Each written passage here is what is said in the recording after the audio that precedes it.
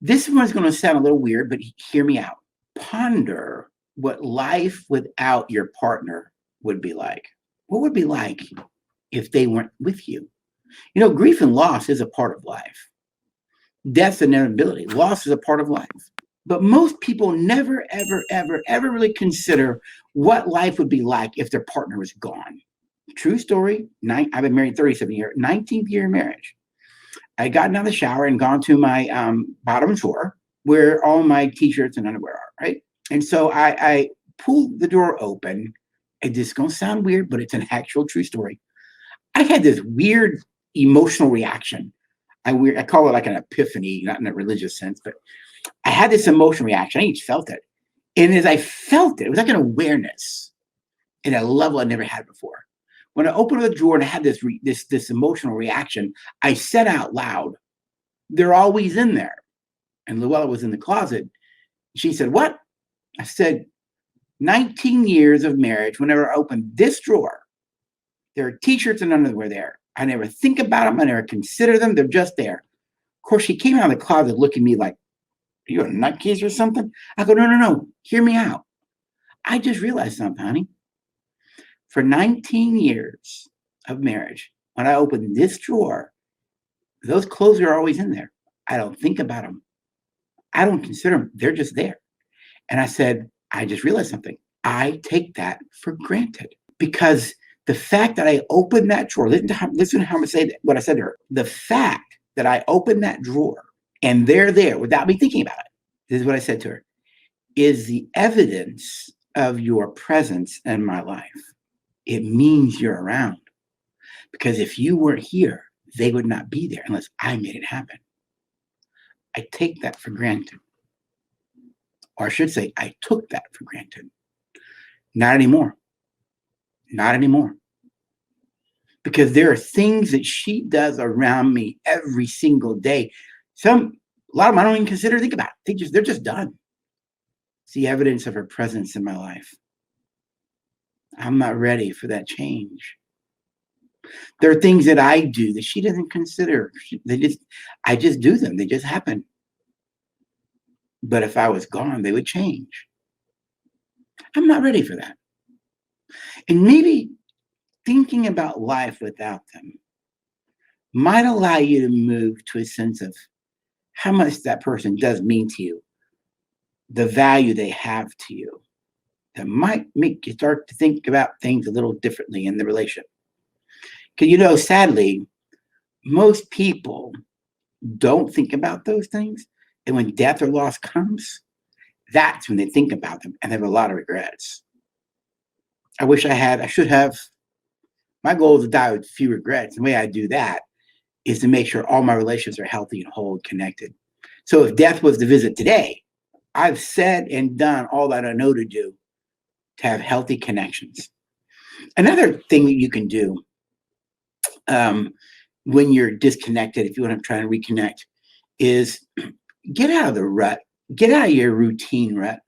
Sometimes life just becomes routine. Now, we all need some form of routine. I mean, the brain likes structure and it likes, something that's comfortable.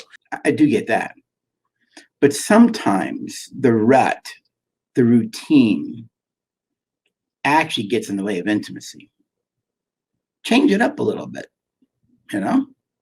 change it up a little, do some things differently, do some things you wouldn't normally do.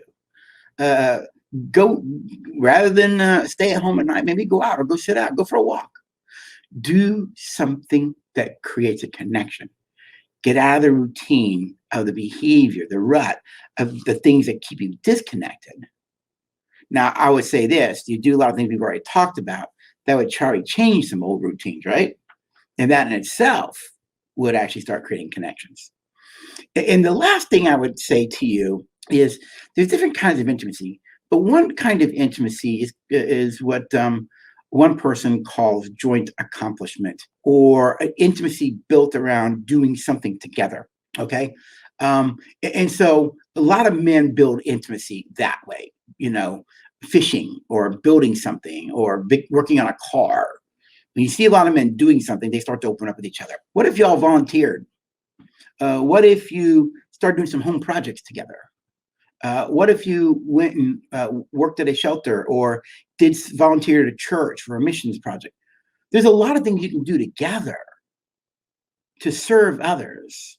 Jay Shetty in his book, Think Like a Monk, good book, by the way. I encourage you to read it. But he says something in the latter part of the book that he's absolutely right about. And he said one of the things he learned in his young day, as a young man living as a monk, he said that the greatest way of living life is to live beyond yourself, is to serve others. It's to serve others. That the highest way to live life is in serving other people. What if your marriage served others? One of the things that Luell and I get to do is we mentor young couples. We actually mentor and coach young married couples. Why? We're giving back what God has given us in our relationship. We're now giving back to others. You see, and so what if you did something together, be it a project, building project, repair project, a service project? Wow, what might that do to your sense of connection, to your sense of us? You see, those are some thoughts that I have for you. I believe there's a lot of power in connection. When us is strong, you're both strong. When us is strong, there's that sense I can take on the world. Our us was strong going into COVID. And though we all slept in different bedrooms, we were all hurting and struggling with our own individual symptoms, the strength of the us's in our marriage was actually deepened during COVID. I ponder that either I'm telling you about it because my wife and I are talking about it. She said to me a couple of nights ago, she said, the one thing that COVID did for me, I said, what's that? She goes, it's made me appreciate and admire you in a far more meaningful way. And she said, my love for you is deepened. And I said, interesting. I just got done doing a live on what I learned through COVID. And that was one of the things that I shared was we're so much more closer. And I find that to be marvelous. Because the greatest way to live life is in the depth of the emotional connections that we have. The depth of those emotional connections. And guess what? You decide whether you'll have that or not for you based on what you do or don't do. It takes two to make an us and one to kill it. Well, Rick, we're disconnected. Who should start? That's a simple answer. Both of you. Both of you. Put your pride aside. Remember, in Relate Well, we talk about 4 principles of living life: goodwill, respect, empathy, and humility. Humility is a powerful way to live life. I would say put your pride aside. Now, I get why the pride's there. There's a fear of rejection, possibly a fear of abandonment. But what if you took the risk and started to open up and confide?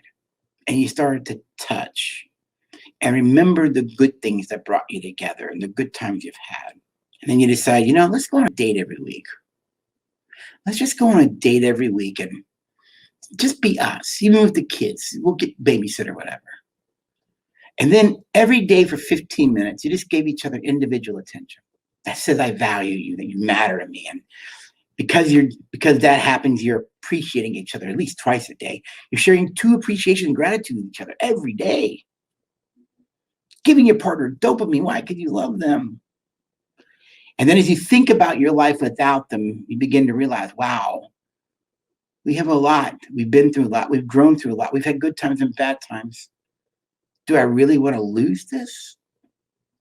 Is this something I don't want in my life? And out of that, you realize, wow, we need to do some things different. So you get out of the routine. You get out of the rut of what you've always been doing. And as you begin to get out and do things, you might say, you know what? We are so close and connected, and we have done the work, and God has been blessing our relationship.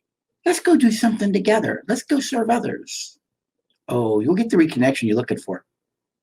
And it has so much meaning, so much value. My prayer and hope is you'll start to live that way as a way of being. Because I get to do it today in my marriage with my best friend. This is Dr. Rick. I hope in some small way this has been an encouragement for you.